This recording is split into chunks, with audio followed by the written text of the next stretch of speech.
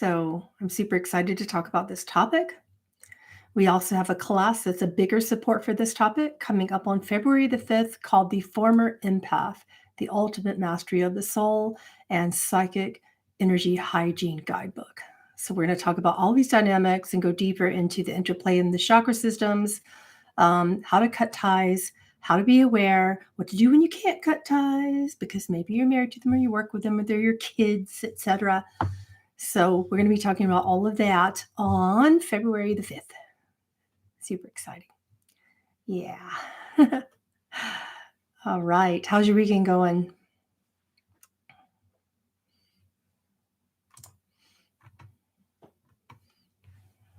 It's going good. You love my hair? Well, thank you for that, Brittany. I was out and enjoying my birthday with my wife, and we were at an Airbnb, and I forgot my brush. I have too much hair to forget my brush. So I braided it, and that's what happened. You watched Juno. Gosh, I don't think I've seen that movie. Did you love it? What was that like? I think I saw the previews and I thought I really should see that, and then I didn't.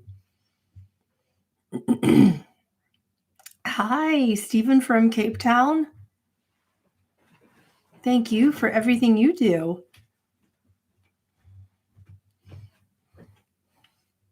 Okay.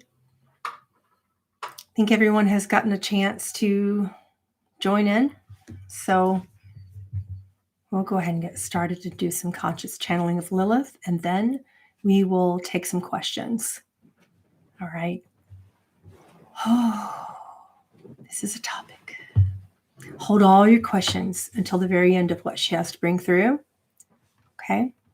Because this is a topic, let me tell you. Okay.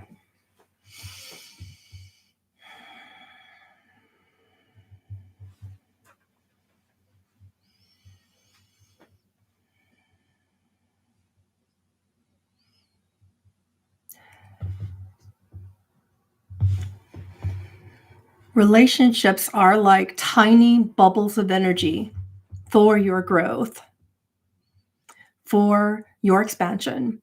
And relationships are karmically driven.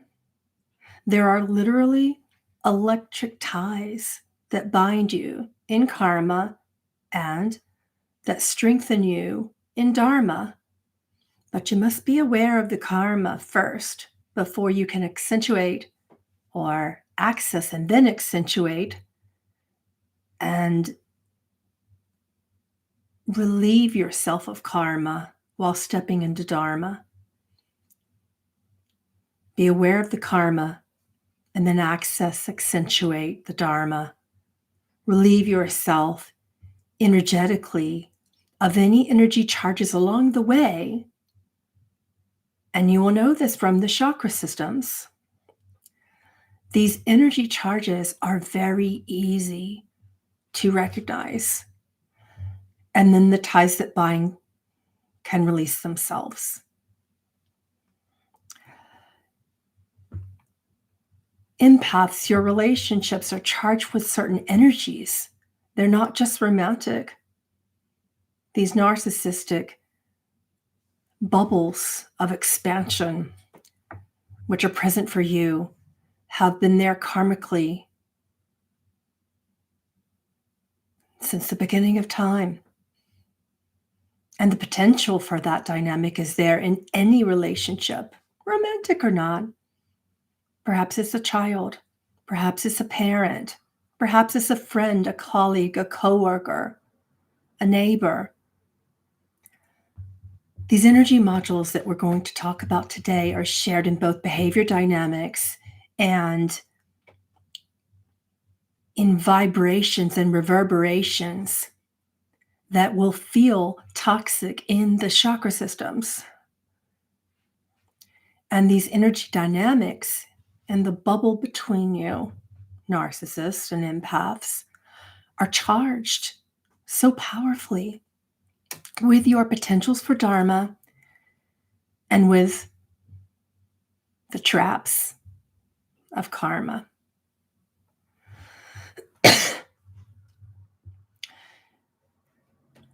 These bubbles of energy containers are charged with emotions that can move you to impossible pain, invigorating highs, and dispassionate lows. And you've been experiencing growth on this planet with the narcissist empath dynamic for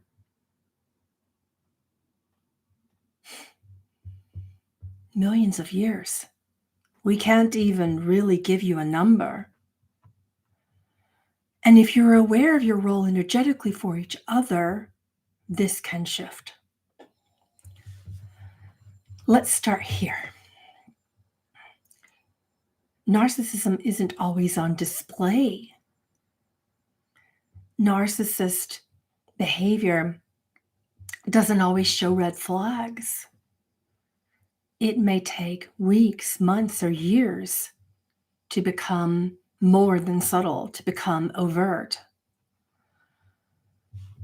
It doesn't always look like you have entered into a narcissistic karmic dynamic. You will simply feel the power struggle in the energy systems of your chakras. Most narcissists don't know that they're narcissists. That may surprise you. Does it? Did you think that they were intentionally, knowingly holding you down? It's not likely. But in all of the chakra systems, there are tells. And you can feel this in you.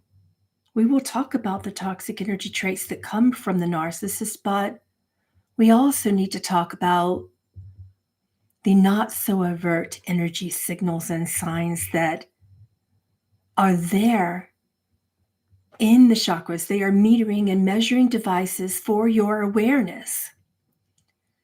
If you feel insecure, overwhelmed, or afraid of the connection that you share with someone in any dynamic, it's important to look at the way that they communicate with you overtly, but more than that, signs of avoidance in self-connection.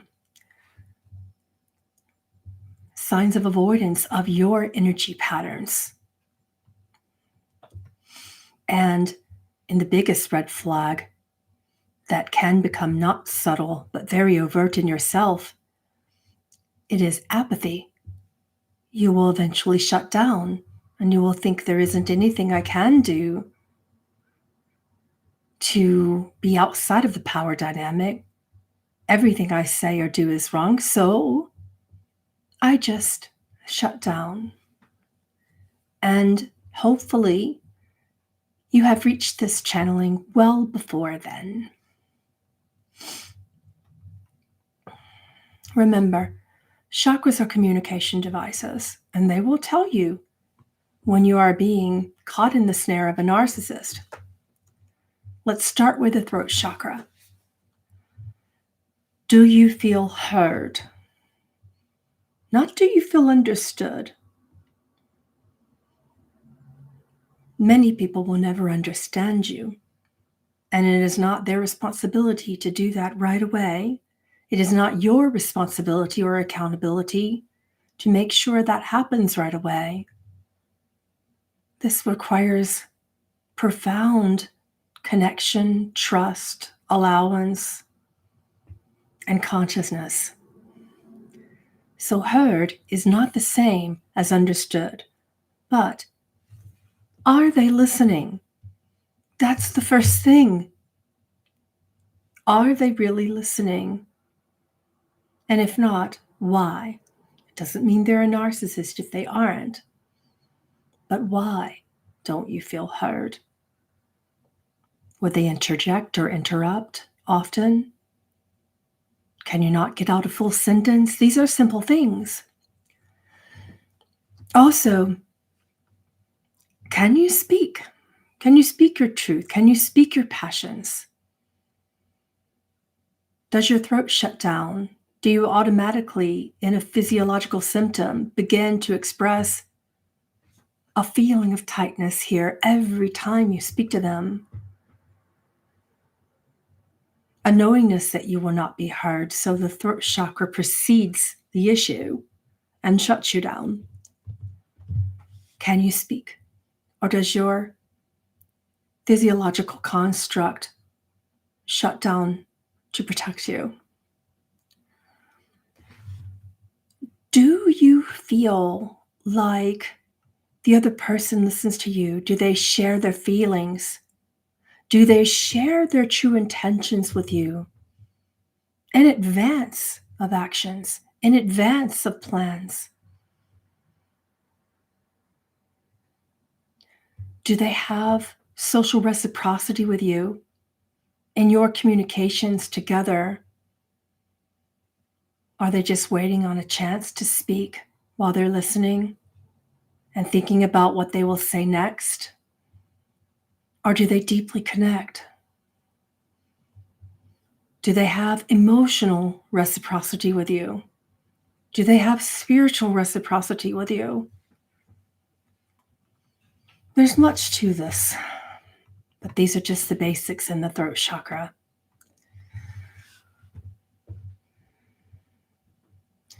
In the solar plexus, it has many signs and tells. It will show you about power dynamics between the narcissist and the empath. For example, do you feel innately somewhere in the gut that you're having your strings pulled? You don't know how, you don't know why, you don't really know what the person's intentions are or if they are even aware, but do you feel like a puppet and someone else has the strings in the interaction? This is a solar plexus power dynamic, and this is your solar plexus main tell. Do you feel empowered being around them? Do their words encourage you and bring out the best in you? Or do you feel that you need to protect yourself so that your own power isn't desecrated? Is your purity challenged? Can you be your pure self? There are many tells in the solar plexus. Do they feel empowered around you? And is it true empowerment? Or is it a power over, power under dynamic?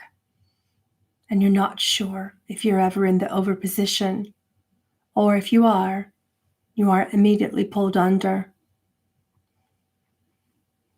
In Dharma, there's no pull towards power over or under. No one is even thinking about power. Everyone is equal, and you both know it. Here's another tell in the solar plexus chakra.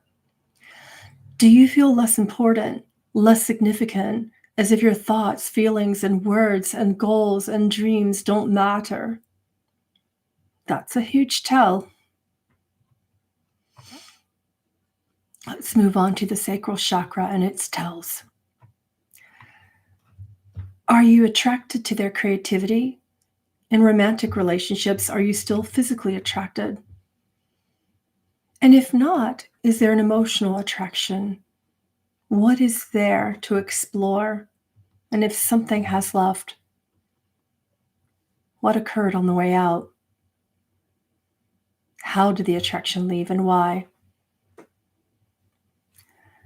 And if you still feel a magnetic resonance, a pull in the sacral chakra with a person, does the pull feel as if it's about to completely desecrate you and eat you alive? Or does the pull feel like goodness, like being fueled, like your soul, if it were a car, being pulled up to the petrol station and filled completely? You will feel complete in this way. Can you have conversations with your friends and explore each other's creative potential without feeling threatened? If someone shares a business idea with you, If you are displaying narcissism, you will feel jealous that you did not perceive the idea first, instead of being able to support them wholeheartedly. Or you will simply wait to share your creative endeavors and how important they make you feel as a sense of return to your power. There are always two ends to this. Do your friends and colleagues and loved ones lift you in your creativity? Do they support you, or do they feel threatened? That's the general vibration to perceive. In the heart chakra, it has a tell. Do you feel compassionate for them? Do you feel their compassion, patience, and tolerance for you? If not, why? Have they worn you down? Have you worn them down? Has there been so much lack of reciprocity in love, creativity, and power dynamics that you can't be vulnerable with them?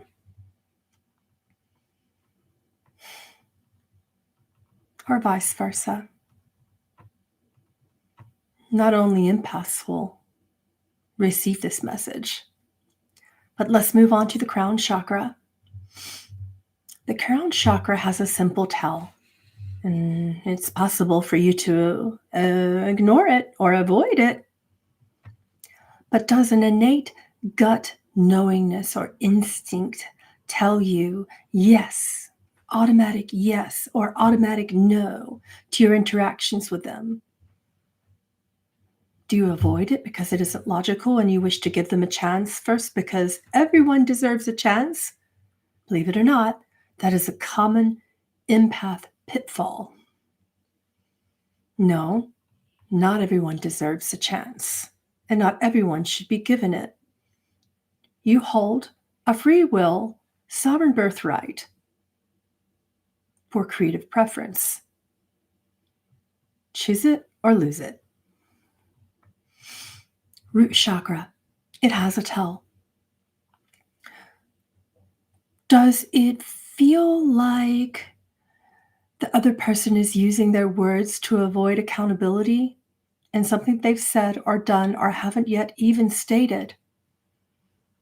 Does it feel like they're always canceling their time with you or breaking their intentions or promises, calling off dates, rescheduling, or rain checking often? That is an avoidance of accountability. Do you feel small when you're around them? Or do they take you off of the guard? Do they connect you to your deepest power so that you feel safe enough to pull your guard down? Can you feel safe around them? Or is it too much of a risk? Pay close attention. Now let's talk about words. Words can lift you into your power or keep you ensnared in another person's intentions and karmic energy field. So now it's time to pay attention very closely to words and body language that would be used around you or against you. Words matter energetically and karmically, and please hear me strongly in this. Words are the greatest manifester in both karmic relationships and dharmic, because by the time energy has retrieved itself from a thought pattern, return to the spoken word, it has so much behind it, and the action is shortly thereby. Certain phrases that both empaths and narcissists use, but today we will cover what words typical narcissism would show you. But these words hold power over your beliefs and the way that you feel about your potential. Your potential and the way you feel about your potential then go into your creative manifesting on this planet. empaths. And that's why toxic people use words to manipulate and control others, because they don't really know how to do anything else. And, well, you're expecting something different. Here's the other side of it. They don't have to put their immaturity or twisted control plans on display. It's much more subtle than that. Narcissists are generally smart enough to not make that obvious to you, or, remember, some don't even know that they're using narcissism power dynamics to begin with. And that is becoming more and more of the case. So, certain phrases and words and language systems that hold patterns of toxic energy being carried from millions of years in your collective can wield just as much power over your emotions and over your chakra systems and over your entire energy field. So, here is the first toxic phrase that we're hearing more often than not this year, and it is, "I'm not doing this." Other versions of this phrase are, "I'm out. That's it. That's enough.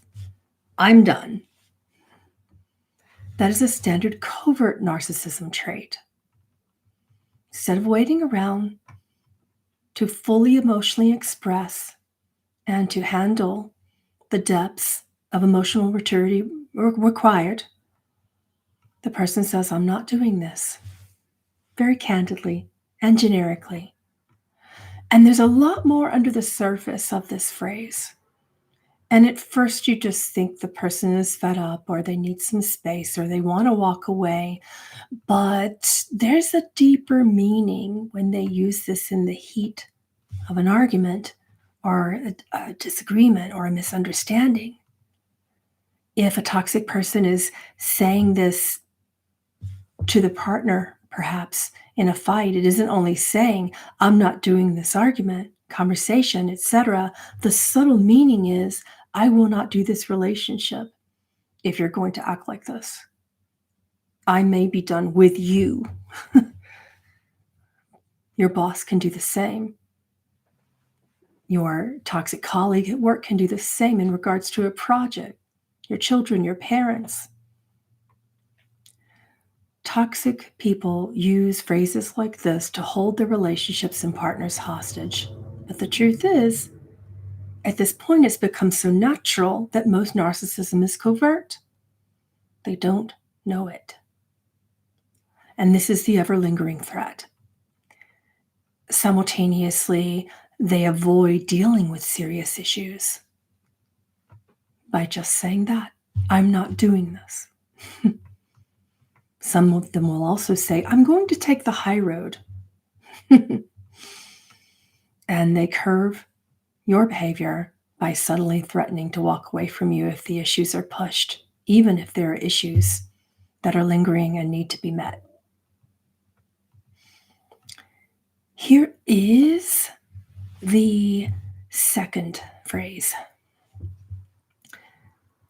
"You never" and "you always" interchangeably disperse more often than not, but either way, this broad sweeping generalization can be a problem for not just a narcissist, but for anyone displaying a toxic behavior trait, knowingly or unknowingly. This is a common one this year. And for some, this is an obvious red flag, but that's not the case for everyone.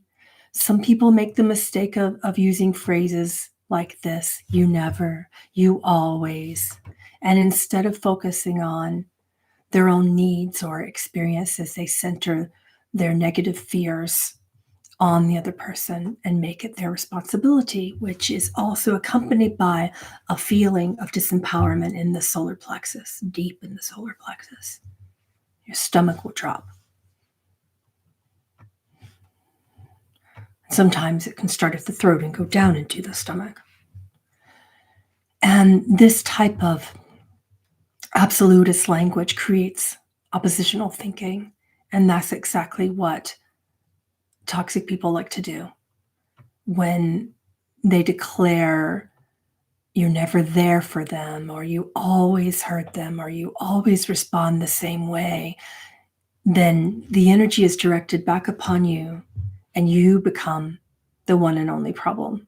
There's no room for humanity in that kind of unfair declaration of your character. It's an assessment, it's a judgment, but it may or may not be true. Another toxic energy and language comes in the phrase, "That's not a big deal." Why are you so upset? That's not a big deal. Have you heard that one? It's not that big of a deal. You're too sensitive. You're too emotional. These are other reframes for the same toxic phrase. So even if you find it to be true, telling someone that their issue or their feelings is not a big deal is always a major mistake if you love them, if you respect them, if you trust them, because it's minimization, which is gaslighting.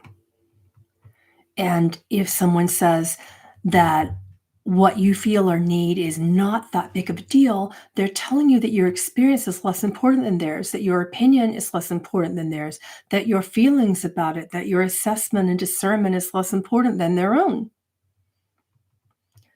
So when toxic people play that card, they can avoid accountability. And they're also able to manipulate you as well in that moment.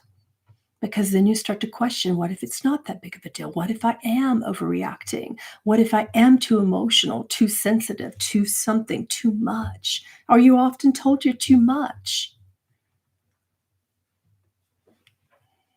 That's not healthy.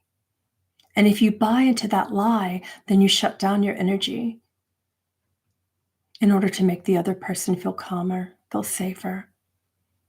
And then there's no win. This is a lose-lose scenario. And you'll let them walk away, and you'll drop the confrontation entirely. Another tell is that you shut down in the heart chakra because you know it'll end this way. And oftentimes empaths will say, it's just not worth it to even tell me of their problem. I won't tell them of my problem because I know what will happen. I know that I will be shut down and nothing will be resolved. So should this happen consistently over time, you may find your confidence taking a big knock. You may feel yourself becoming insecure in your connections. And believing that what you think, feel, or want is no big deal will change the way you meet your needs. It'll change the way you address your energy field and your chakra system. You will hold back from your goals and your dreams in your lifetime, and this will become a bigger deal. And I mean no pun in that, because this will become a place when what you expect from the people around you becomes lesser and lesser, and you will attract people who treat you as if you are lesser. Phrases like this have the power to change your behavior and to change the way that you interact in really painful ways. The next one is, the next toxic energy phrase is, I have a right to, or I have that right. No, you don't. You really don't. This is a phrase which can be used by toxic people to stonewall you, to shut you out, to end any shot at accountability. And also, you're not in middle school. You know that you have a right to feel the way you feel, but you don't have a right to hurt anyone with it. Of course, you have a right for opinions until your opinions become daggers or stonewalls. And then it's a completely different ballgame spiritually. On the surface, this seems like an unfair statement to make. And in the heart, you will try to discount yourself. You will say, well, perhaps because the other person has a right to their opinion, I shouldn't share mine. Well, perhaps because the other person has a right to do this or say that, or to not do this or say that, then I have to handle my own perspective all on my own. Empaths, this can cause a complete emotional disconnect. You won't trust people after that. And we all have a right to our own thoughts, our own feelings, our own perspectives. Again, it only takes a middle schooler to know this emotionally. But manipulative people use this phrase a little differently because they intend to put someone else on the back foot with it. And once someone else throws the, I have a right to feel, or I have a right to be angry, you can't dispute that because it's true and untrue. The way they're doing it makes it untrue. But there's a solemn truth and ethics behind it that's indisputable. So what does it do?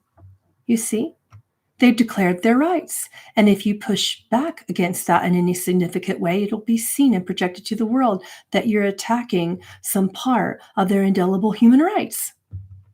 And you will look like the fool. But when used in a healthy way, this can be an incredible statement of boundaries. But in the hand of a toxic person, it becomes the end of the argument, point blank. And from that point forward, any pushback you give will cost you. And any pushback you give will put you in the villain's role and them as the victim. For you to save face at that point, you're forced to do what they want or to shut up. Doesn't feel good, does it? Here's the next one. If you really loved me, if you really understood me, if you really knew me at all, followed by you would or you wouldn't typically, but the phrase itself is a toxic energy trait. This is not just with narcissists. This has been ingrained and entrained in the psyche because of lack of connection to your own power for at least the last 5,000 years, at least. So this would be with coworkers, friends, family, loved ones, children, anyone. And often, it often ends up in romantic relationships. And that's when the manipulative behaviors really come out. It's easier to see this in these interpersonal situations because when you allow toxic people to come in and once you let down your guard, there's much darkness to observe, both yours and theirs, and not one person is to blame. Sometimes this darkness seeps in slowly. And instead of making an overt appearance, a person with a narcissistic behavior, instead of making overt threats to you, they will appeal to your love for them and demand that you make choices which are contrary to who you are. And that's certainly the case when they say something like, if you really loved me, you'd do this.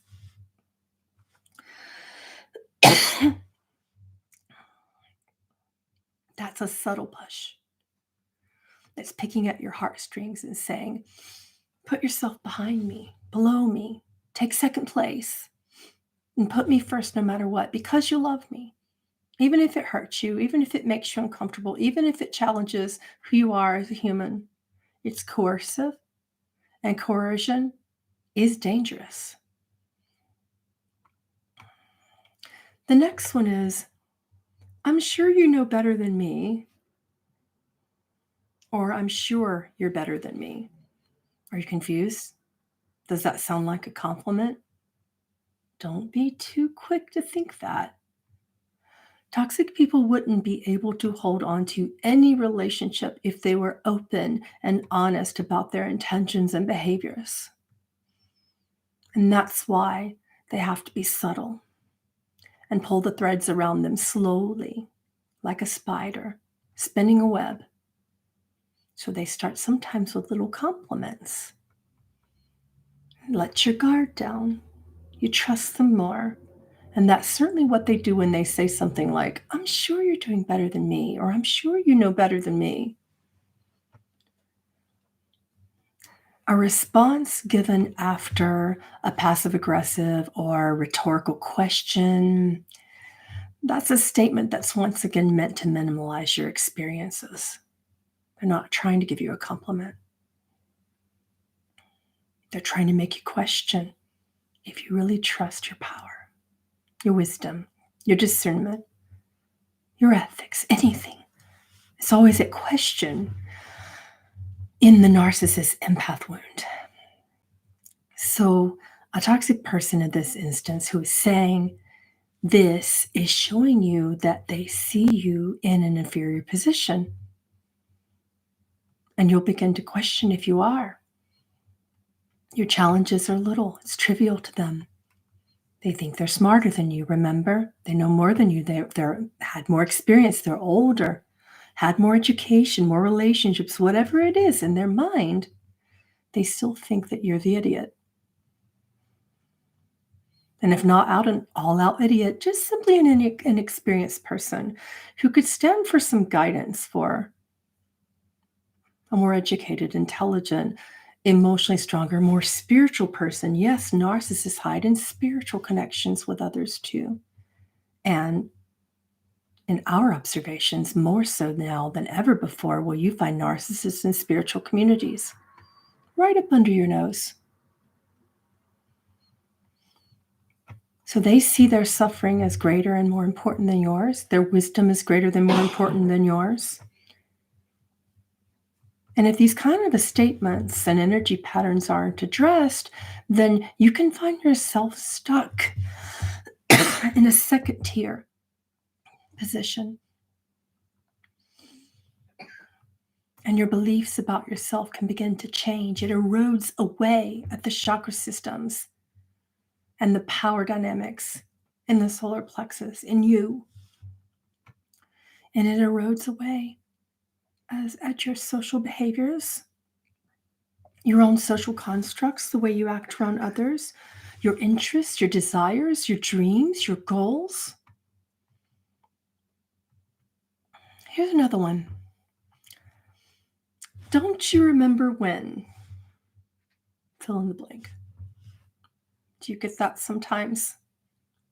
You'll never get shut down faster than when a toxic person hits you with an unrelated story mid-conflict. Complete diversion tactic. And when used frequently in arguments, toxic people will bring up past embarrassments, shameful stories, as a means of devaluing everything that you're saying. These unrelated stories cast doubt on your genuine concerns.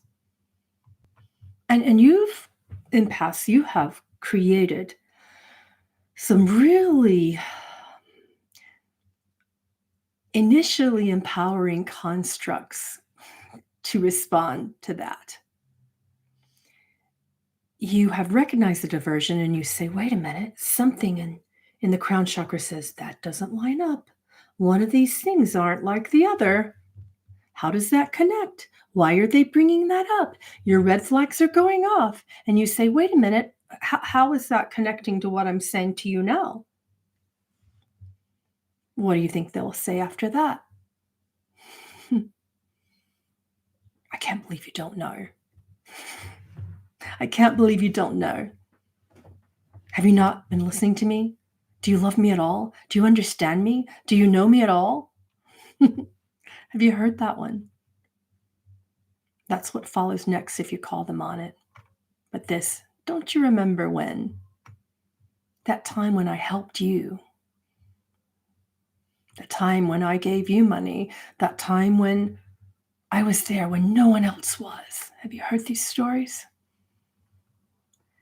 This is a power tactic and disempowering for the solar plexus in particular. And it cuts off connection right from the crown, right from your own knowingness. It's a means of humiliating you and making you doubt yourself, making you doubt your connection to your own crown chakra knowledge and wisdom and truth, making you doubt the red flags that you're feeling if you correct them or if you even dare ask a question as to why there's connection. And once that toxic person puts you in that place of shame or doubt or questioning, you're likely to back off and allow them to blame shift to avoid accountability. So then the behaviors repeat and the cycle goes on. And they've got a laundry list of times they've done something beneficial and powerful for you. Here's another one. Why are you doing it like that? Why are you doing that? And why are you doing it like that?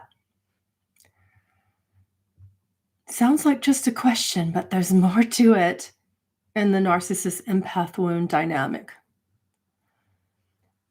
A lot of toxic people are hindered by their own insecurities, which makes them lash out and see others both as enemies and competitors. And many of them crave a sense of superiority. They want to be better than the people in their lives, and they want to have the power and to call the shots. So a subtle way to do that is by undermining the beliefs and the confidence of those who get close to them. This is done over time in very small, calculated ways. It's not uncommon to hear things like, why do you look like that? And why do you do that? Why do you talk like that? Why do you believe like that? And so on, which puts you in a position to answer them, to displace the power dynamic so that the helplessness is on you to when you have to explain or elaborate, you feel more helpless. You're caught off guard. You feel the need to defend. And these phrases may feel subtle to you, but they form this blade like a sharp knife. And little by little, you're convinced that you could be wrong. All the way, inherently wrong.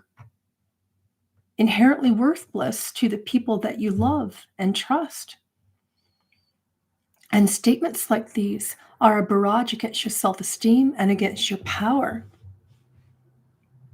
Remember, you, by the grace of Source itself, have been gifted free will, your own connection to sovereignty and the Christ consciousness that you are.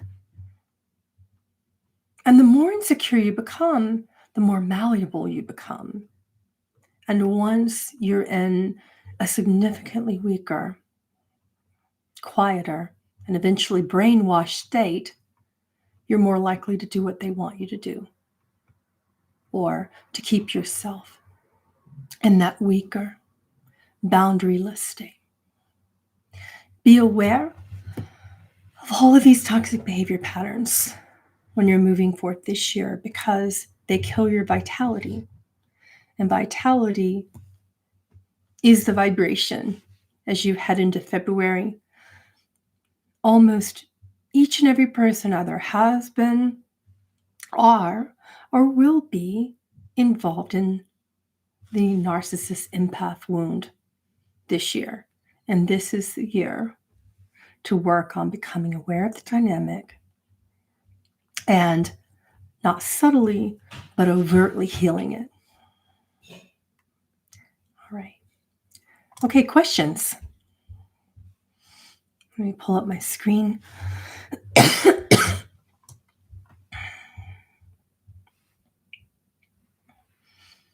There you are.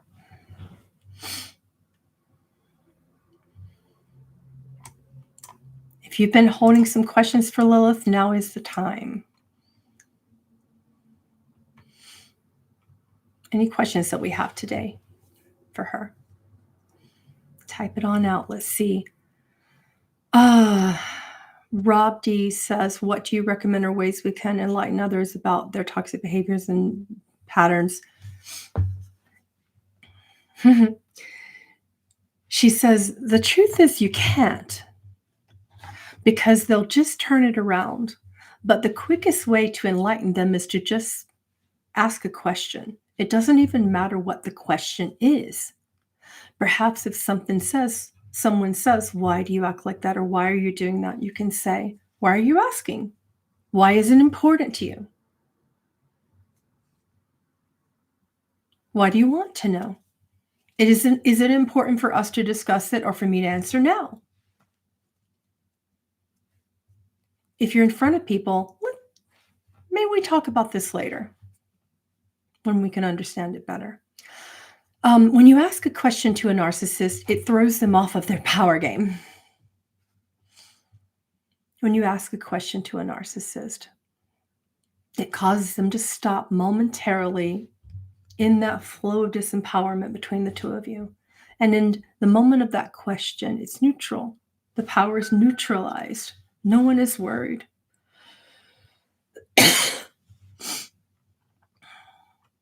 Okay.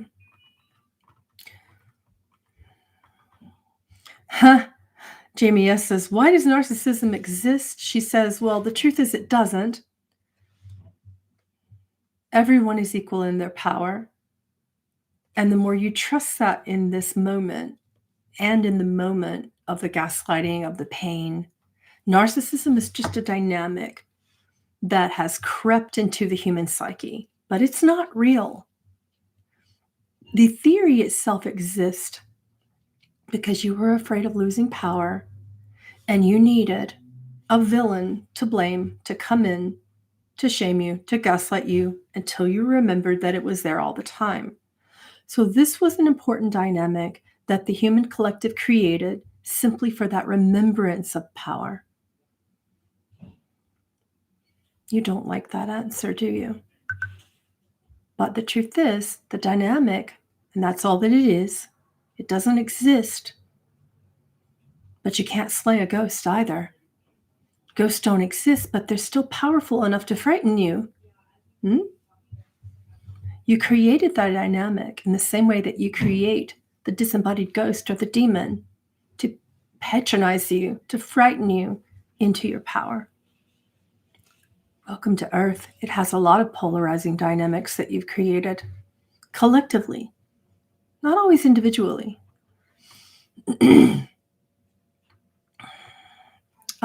Kim, she wants you to specify your question, like make that more specific.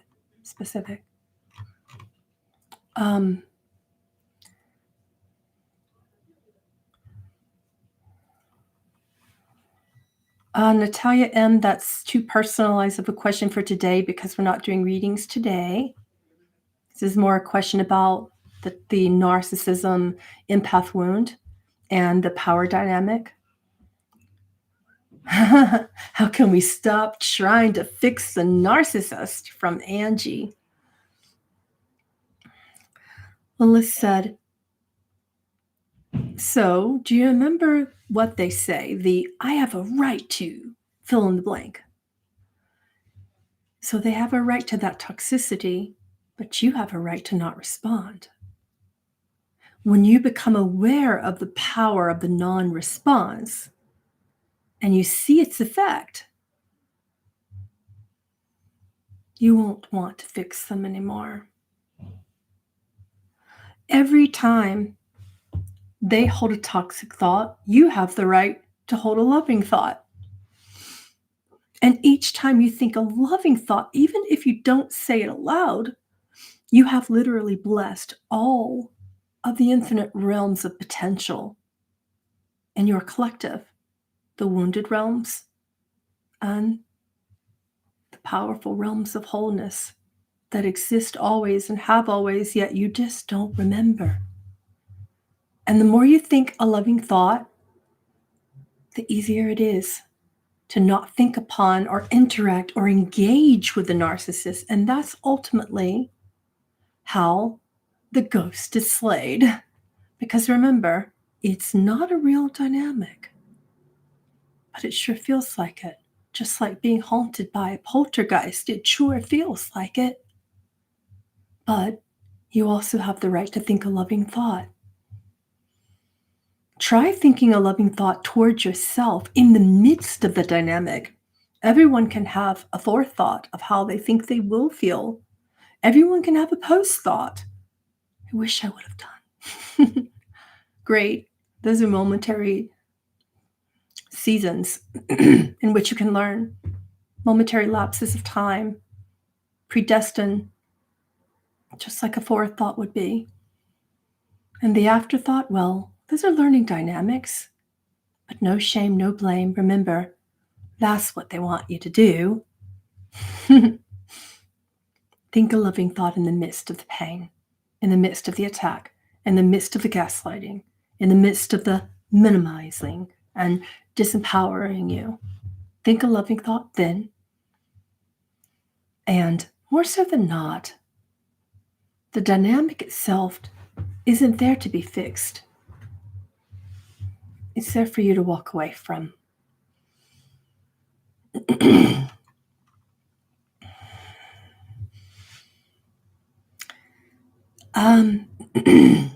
This one's from Tracy, and it says, if narcissism is used to frighten us into our power, then isn't it possible that it is our lesson to get us to see ourselves and observe our behavior and change in that moment? Lilith says, anything's possible if you'd like to make it a lesson to where you're the one that needs to fix, change, or heal something. But what if it's beyond that? You can take it for that. I'm not attempting to be snide. You can take it at that. But is that helping? Is that working for you? Is that empowering you? Because there will always be narcissists in this world. So how would it help for you to always look at it as something you need to fix about yourself? How is that always the truth? You see, there are various dynamics, and perhaps this could be a dynamic for some. But here's what would happen. Eventually, in this dynamic, you will find more lessons to plague yourself with, more shadows to excavate from the archaeological site of your pain in the soul, and you will become a wild goose chase for karma. And believe me, it's there for the finding. Do you want to spend your life chasing it around, digging up graves, slaying and re-slaying the ghosts?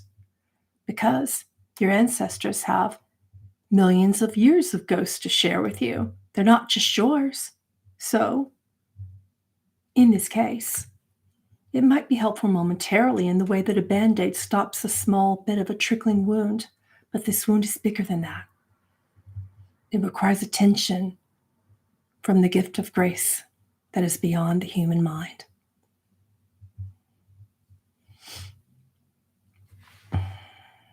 Okay.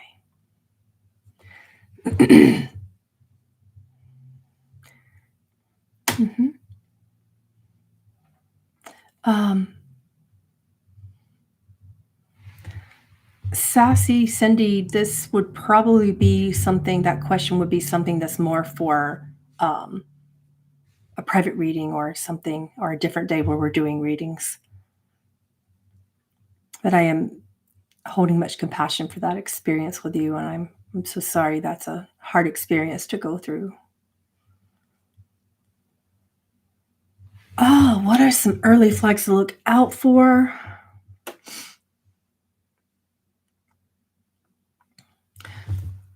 Initially speaking, it just seems too perfect, and that's a sign that it just seems too well, too easy, too loving. Some people call this love bombing, but so much perfection in the situation. Wait, things show themselves eventually. That's the biggest sign.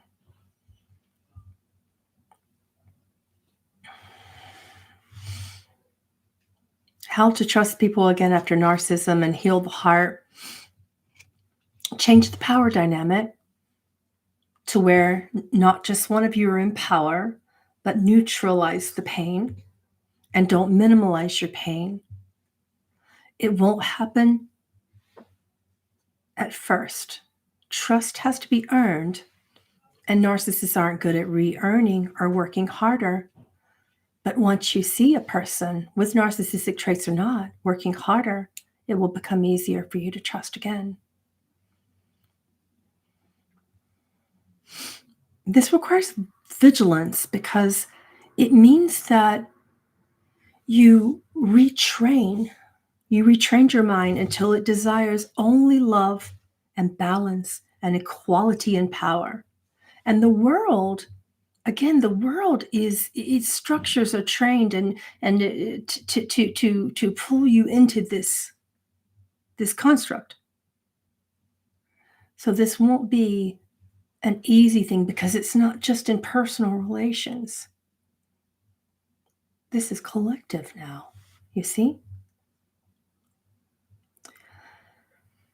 This vigilance will stir your mind to desire love so fervently that it becomes fuel to the heart, not just a repair system, but a necessity, you see? And if you ever believe that you need anything as a human, this is it. But if you ever believe you need anyone, rest assured in that moment, you could possibly be stirring up a narcissistic pot. All